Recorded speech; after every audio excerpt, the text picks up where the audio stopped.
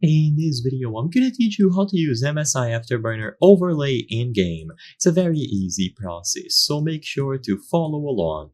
If you have watched benchmark videos or even some gameplay videos, you might have seen this sort of overlay. This is an overlay from MSI Afterburner, and it allows you to keep track of various different components and various different things happening with your hardware.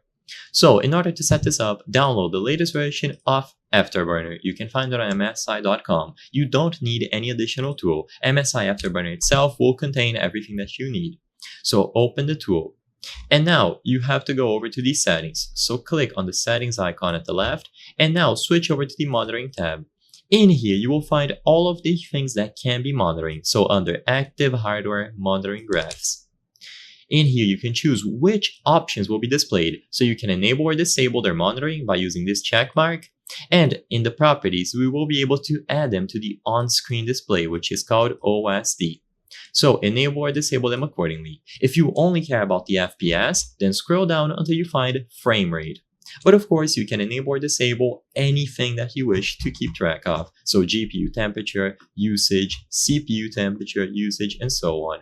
Every time that you enable one of them by clicking on this checkmark icon, you will then be able to select it. So for example, click on frame rate, scroll down, and under graph options for that specific thing, you need to enable show in on-screen display. Now, this means that this particular option, in this example, frame rate, is going to be appearing on the on-screen display. With this done, remember to apply the changes, click OK, and you can also change some other options regarding the limits, the colors. And to finish all of this off, open the Riva Tuner Statistics server. This should have been installed in conjunction with MSI Afterburner. If you don't have it, you will be able to install it on the official website as well. When you open Riva Tuner Statistics server by choosing the icon at the system tray, you will be able to configure it. So this is how it's going to look like.